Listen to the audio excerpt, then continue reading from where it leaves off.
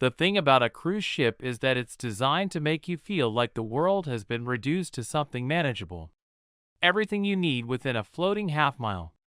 The ocean on all sides, blue and indifferent, and between you and it, 17 decks of curated pleasure, a schedule of optional entertainments, and the quiet, persistent illusion that whatever you left on shore stays there. My name is Nathan. I'm 38 years old, a landscape architect, a man who spends his professional life thinking about how spaces make people feel. I know something about illusions. I help create them for a living. What I didn't know, what I was in the process of not knowing, carefully and with considerable dedication, was that my wife had been constructing one of her own for the better part of a year. We boarded the Royal Meridian Celestia in Miami on a Saturday in October, the sky the specific shade of blue that exists only in the Caribbean in autumn, saturated, slightly unreal, the kind of blue that appears in the backgrounds of stock photographs meant to convey happiness. Jess walked up the gangway ahead of me in a white sundress and a wide-brimmed hat, pulling her carry-on, and she looked, objectively, like an advertisement for a life well lived. I remember thinking that. The cruise had been her idea. Our 9th anniversary. She'd booked it 6 months earlier. The deluxe balcony cabin, the specialty dining packages, the excursion to St. Kitts she'd been talking about since we'd seen a travel documentary about it 2 winters before. I'd been working hard that spring, a large municipal project that had eaten most of my bandwidth, and Jess had managed the entire booking herself. I'd been grateful. I'd handed her my credit card and told her to make it something good. She had. Cabin 847 was on the 8th deck, port side, a room that was larger than I'd expected, with a king bed, a small sitting area, and a balcony that looked out over the water. When the steward opened the door and we walked in, Jess dropped onto the edge of the bed and spread her arms and said, 7 whole days, with the particular satisfaction of someone who has been waiting a long time for something. I put our bags down and went out onto the balcony and looked at the Miami skyline receding and felt, for the first time in several months, something that resembled peace. We'd had a difficult year.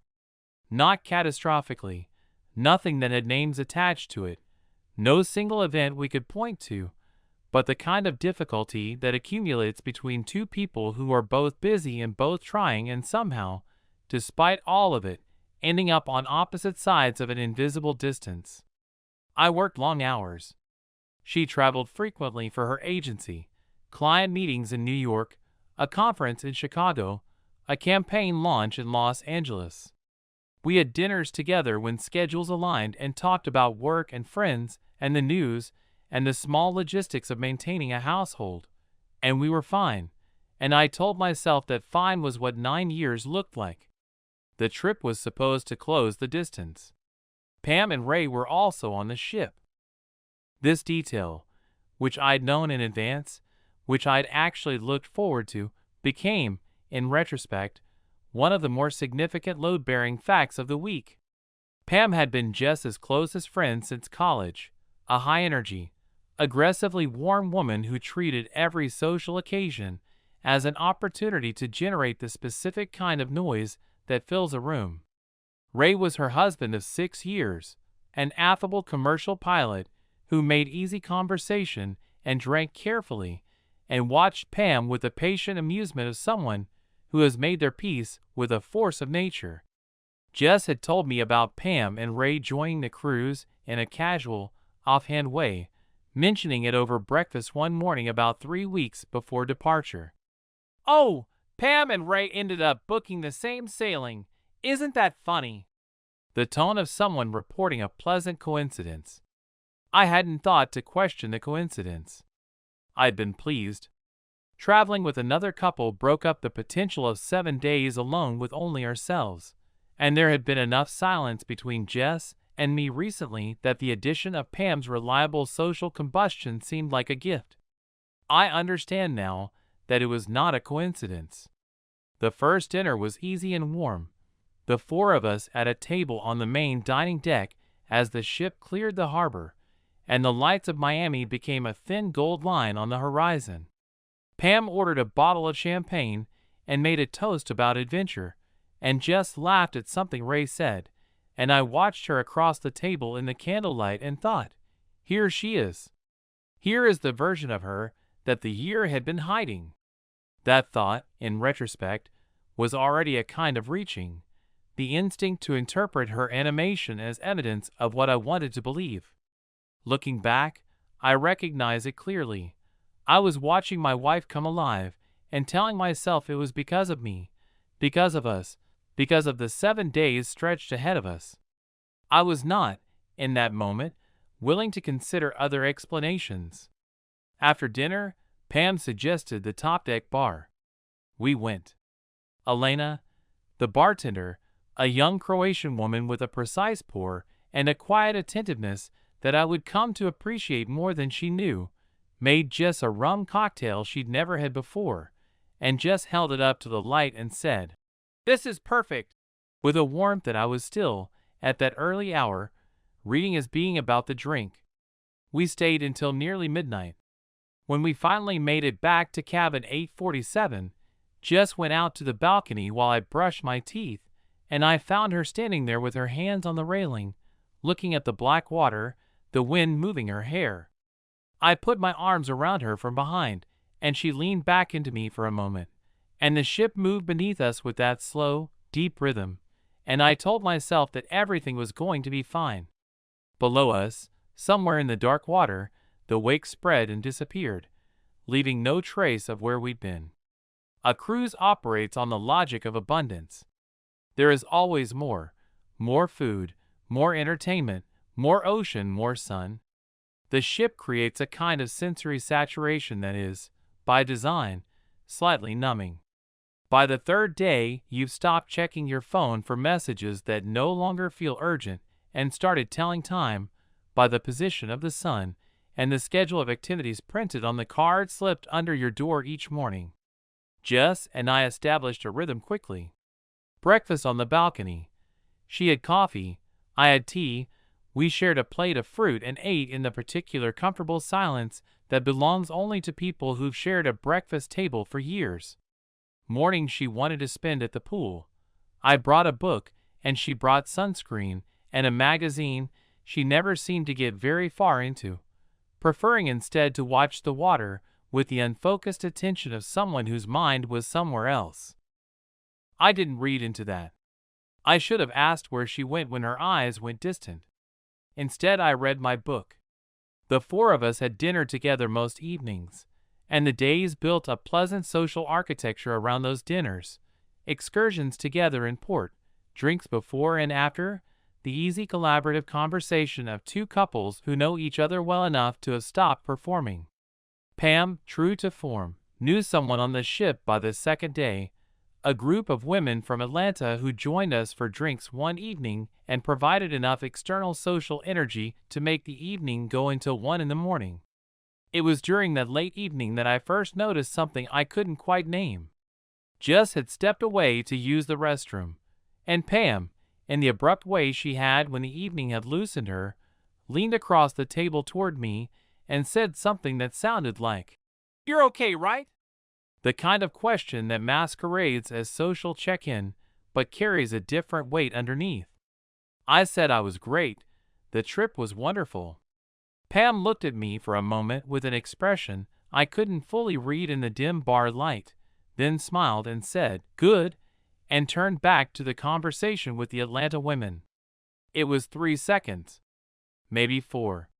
But I filed it somewhere, not consciously, not with any articulated suspicion, but in the way the mind quietly logs things it isn't yet ready to examine directly.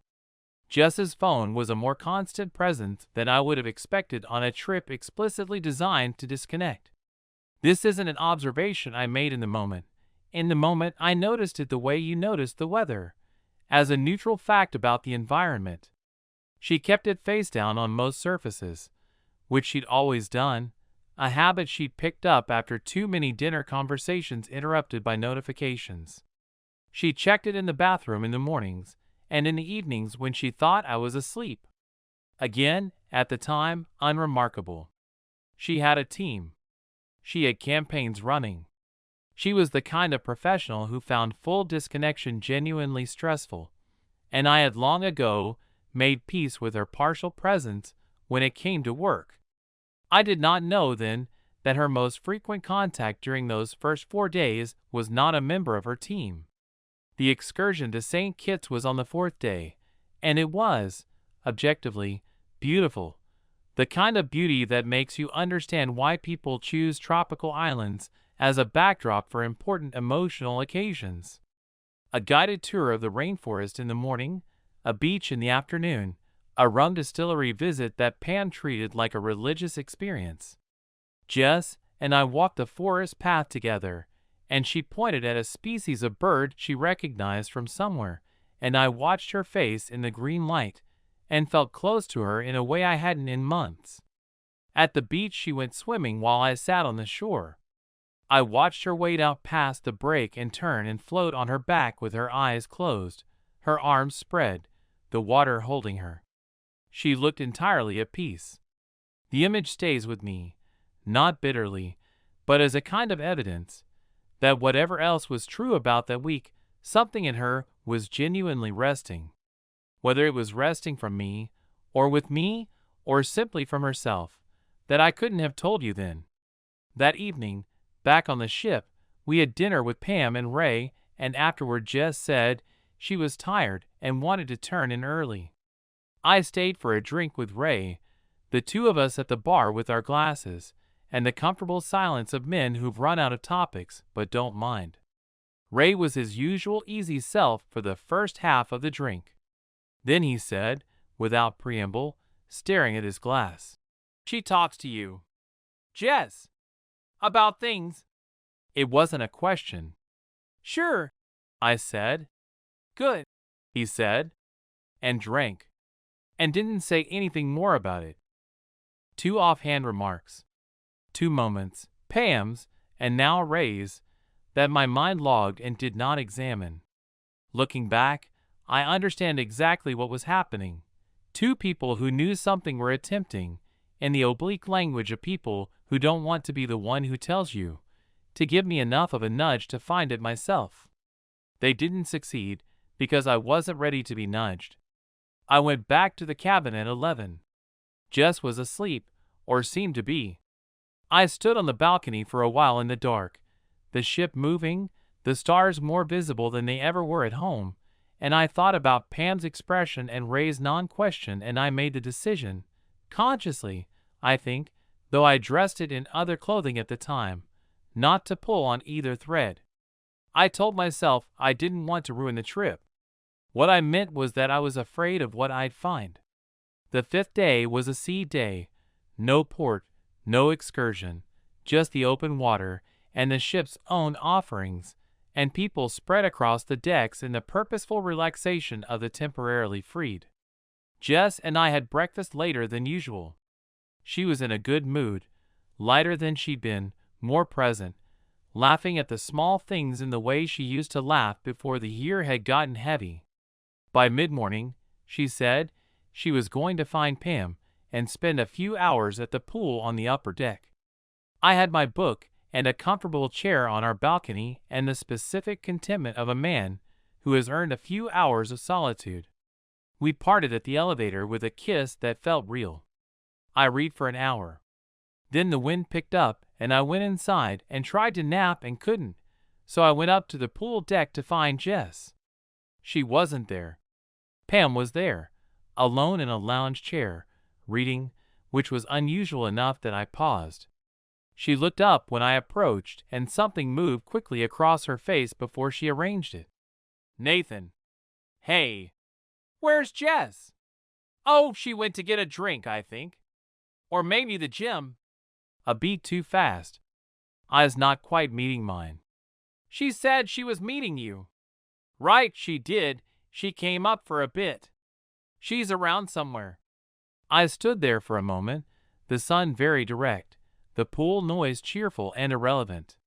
Pam was looking at her book. The body language of someone who wants a conversation to end. "Okay," I said. I didn't go looking. That's the truth of it. I walked back to the elevator and went to the ship's library, an underused Deck 5 room with worn carpet and a handful of guests, and sat in a chair and stared at a page without reading it for 40 minutes. Something had settled in my chest during the brief exchange on the pool deck. Not a thought, not a suspicion I could yet articulate, but a physical sensation, a cold weight below the sternum, the body registering something the mind is still refusing to process. Jess appeared at the cabin when I returned at 1 o'clock. She'd been at the spa, she said, a last-minute massage she'd managed to book when a slot opened up. She showed me the little receipt with the spa's logo, slightly crumpled in her pocket, with the particular naturalness of someone demonstrating that they have documentation. The detail struck me wrong in a way I couldn't explain. Not the spa, the receipt. The production of it, unprompted, before I'd asked. You don't think to show proof unless you've thought about what would require proof. I smiled and said a massage sounded wonderful and poured us both water from the bottle on the nightstand, and we lay on the bed and watched the ocean from the open balcony door, and I felt the day pass over me with the strange dual sensation of someone who is present and absent simultaneously, there in the room, and also somewhere behind glass, watching. That evening, I went to the main bar earlier than usual. I told Jess I wanted to catch the sunset from the forward deck and would meet her and Pam and Ray for dinner. Elena was on shift and the bar was quiet. I ordered a gin and tonic and sat at the curb of the bar and watched the light go gold on the water. Elena came to refresh my drink after a while and paused in the comfortable way of bartenders who have read the room. "Long day?" she said. "Medium," I said. "Can I ask you something?" "Sure. Do you notice people?" "As a bartender." "People on the ship." She gave a slight smile. "It's basically the job description. Have you seen my wife?" "Jess, she's medium height, dark hair, usually a white or yellow top." "With the marketing conference group," Elena said, then stopped. Her expression did a small recalibration, a person realizing they said something they hadn't meant to say. "I'm sorry." "There's a group, some kind of work event, industry people who book several cabins together for a conference." She was.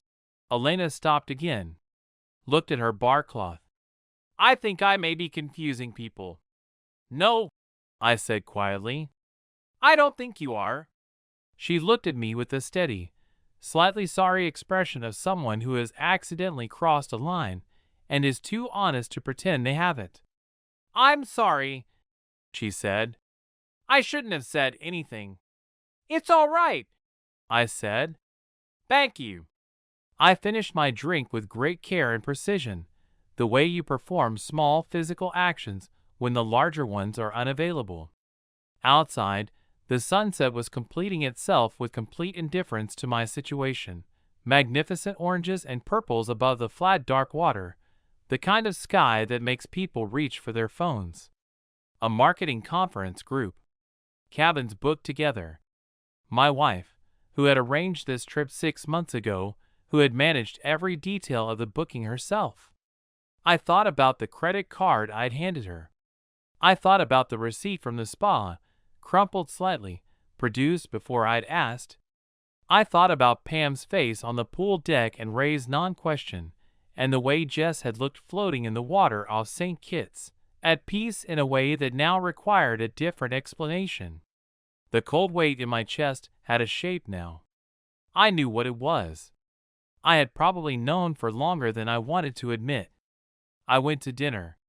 I sat across from my wife and her best friend and her best friend's husband, and I passed the bread and made conversation about the next day's port and laughed at the right moments, and I did not say anything about what Elena had told me, and I did not ask Jess where she had been that morning. But I had stopped reaching for the explanation I wanted. I had started looking for the one that was true. The ship's passenger manifest wasn't something I could simply access.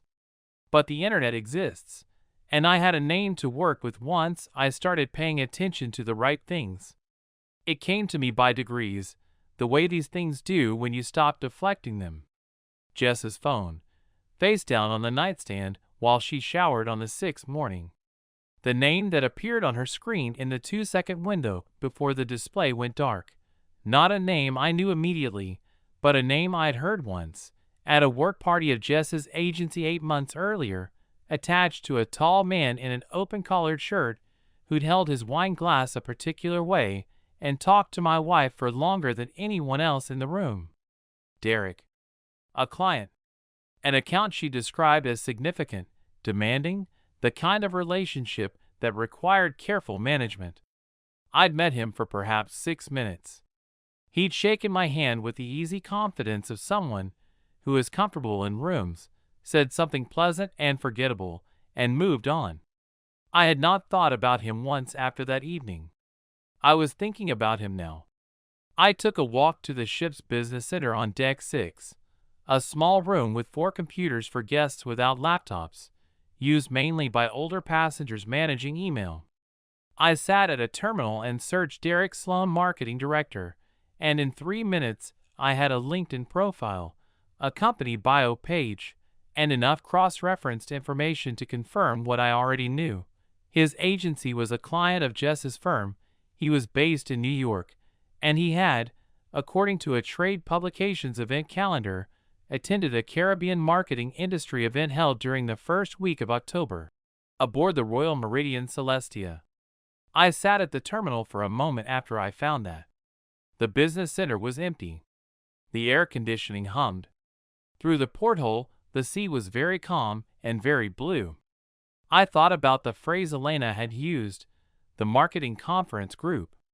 I thought about Jess booking this trip 6 months ago, managing every detail, handing me the credit card receipt with the total but not the itemized breakdown.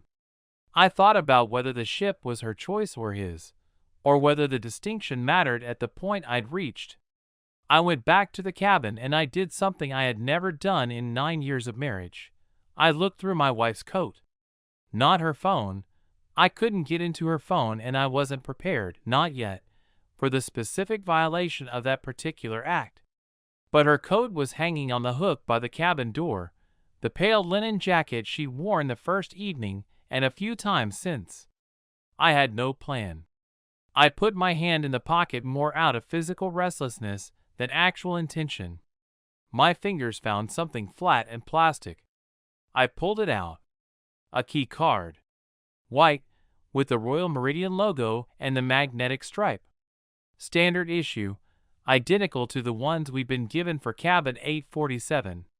But when I turned it over, I saw the room number printed in small black text on the back in the format the stewards used for their own reference. Cabin 1114. Deck 11. A different class of cabin than ours. I didn't need to check the deck map to know that the higher decks housed the premium suites.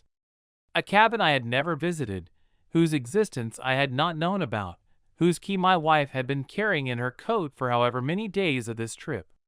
I held the key card in my hand and stood in the middle of cabin 847 for a long time.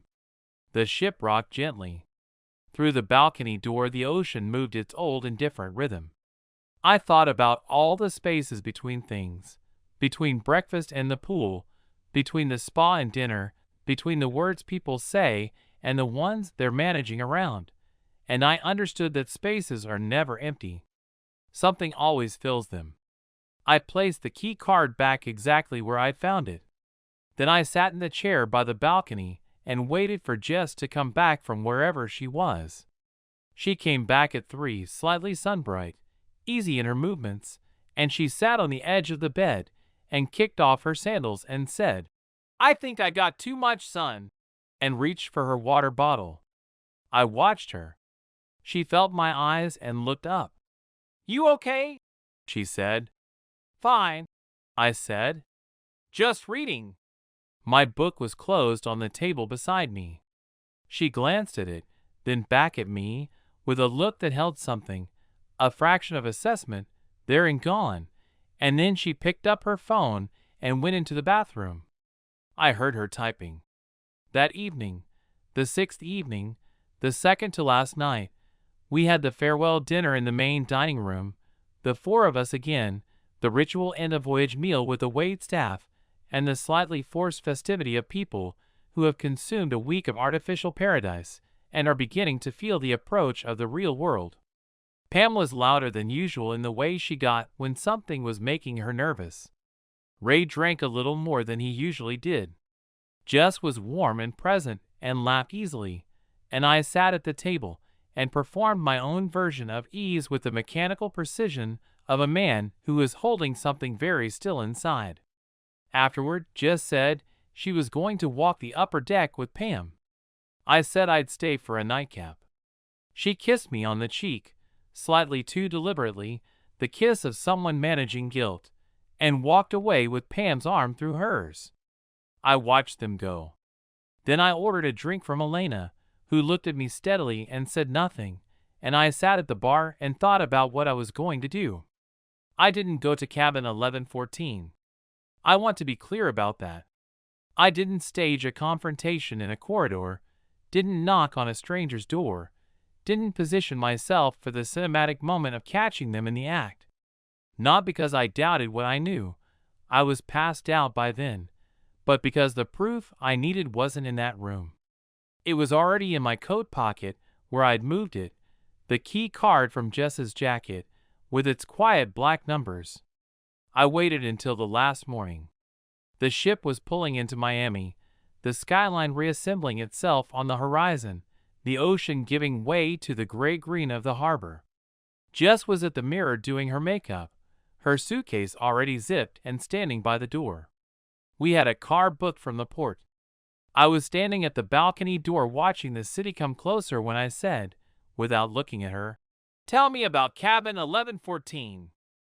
Derek Sloan, I learned later from the most ordinary of sources, a mutual contact at a professional event who didn't know they were telling me anything significant, had disembarked at Miami and flown back to New York. The marketing conference had concluded. The ship had turned around for its next sailing. Everyone had gone back to their lives. The ocean had closed over the wake. No evidence remained of where we'd been, except the key card, which I'd kept. Not out of sentiment. Out of the same instinct that makes you keep structural documentation after a failure assessment, because the evidence of what went wrong is also the record of what was actually built, and what it could and couldn't bear. The divorce took 11 months. It was not acrimonious, which surprised people who expected it to be friends who had braced themselves for battle and found instead two people in the careful, exhausted process of uncoupling from something they'd built together with genuine effort and genuine belief, and which had failed, as structures sometimes do, from a crack that had been there longer than either of them had acknowledged. Jess and I sat across from our respective attorneys in a mediator's office in February, the oak table, and the neutral palette walls of a room designed to absorb difficult emotions without reflecting them back. She looked composed, which I had expected.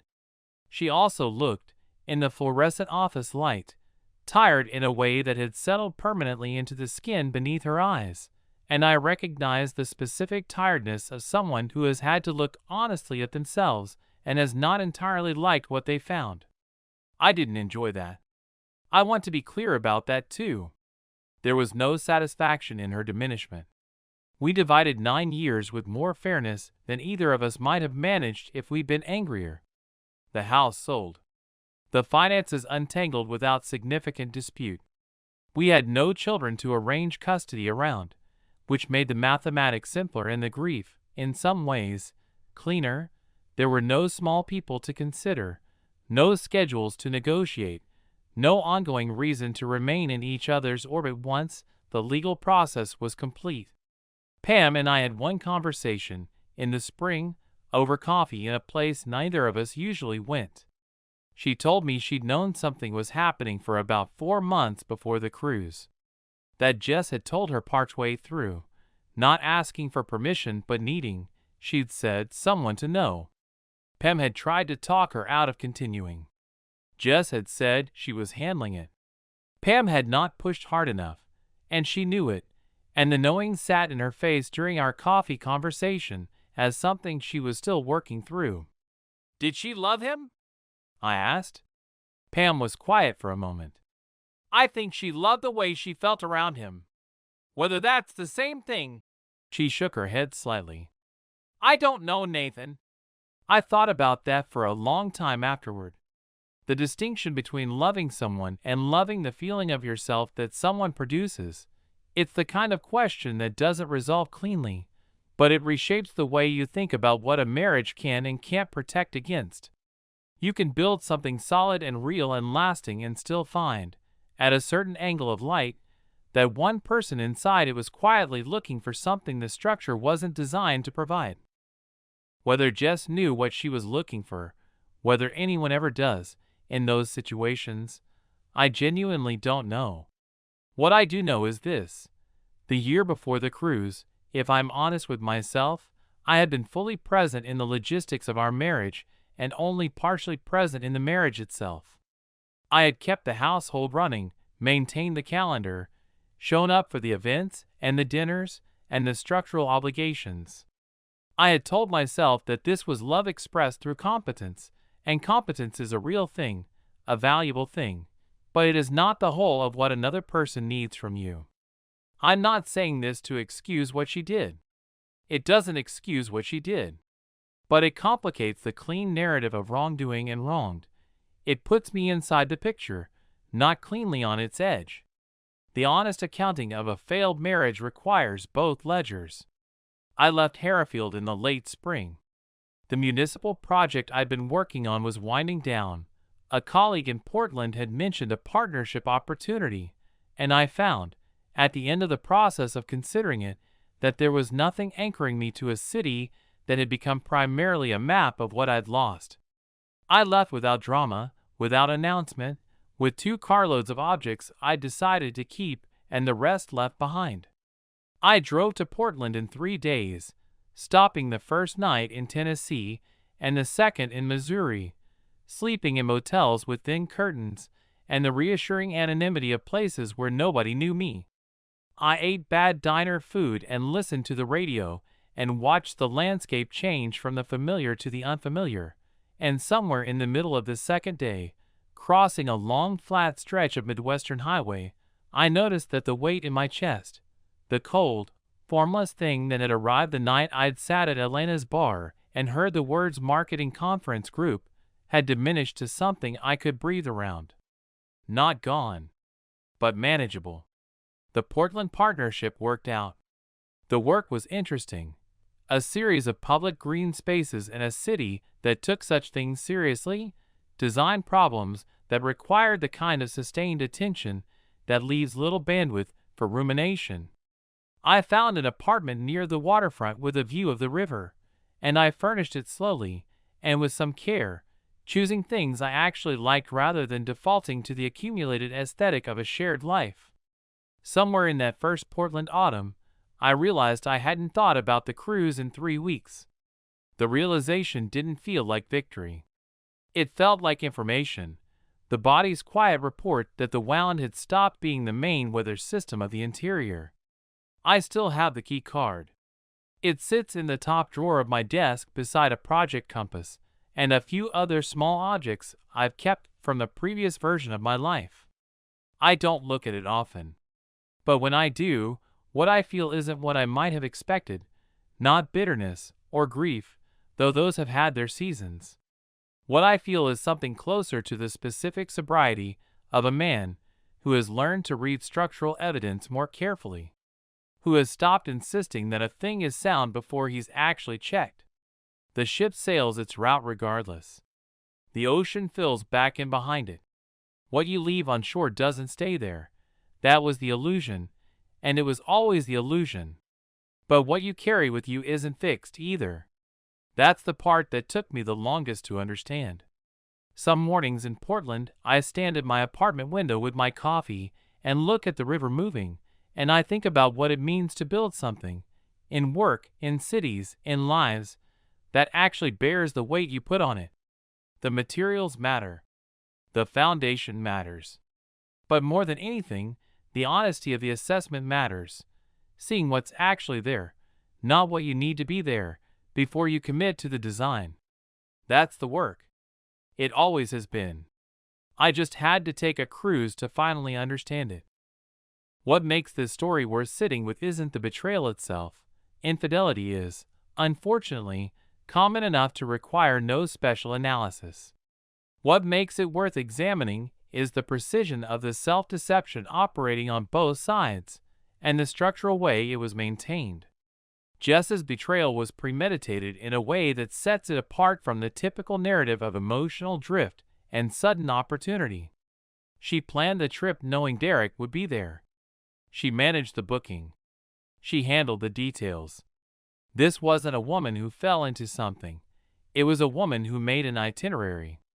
And yet, she continued, through the week of the cruise, to perform the role of anniversary wife with enough authenticity to hold the picture together. The question that sits underneath all of that is whether the performance was purely self-protective, or whether some part of her genuinely wanted both things to be true simultaneously, the marriage and what she'd found outside it, and had not yet made the decision she was forcing by her own actions. Nathan's failure, if you want to call it that, was of a different character. He was a man trained to assess structural integrity, and he had exempted his own marriage from that assessment on the grounds that assessment felt like distrust. The elaborate care he took not to look, the deliberate non-following up on Pam's question, Ray's non-question, the spa receipt, Elena's slip, was its own kind of architecture. He built a shelter around his preferred version of reality and kept it maintained with professional competence. What he couldn't do, ultimately, was prevent the evidence from accumulating past the point where it could be managed. The cruise format itself is worth examining as more than backdrop. A ship in the middle of the ocean creates a closed system. Everything is knowable in theory. Proximity is enforced. Escape is limited. It was, in a structural sense, the wrong venue for Jess to have managed this secret, which suggests that whatever calculation she made about risk was compromised by the desire to have both things at once. Or perhaps, and this is the more uncomfortable reading, she chose a context where discovery was more likely because she needed someone else to force the ending she couldn't bring herself to initiate. People do this. The unconscious has its own logistics.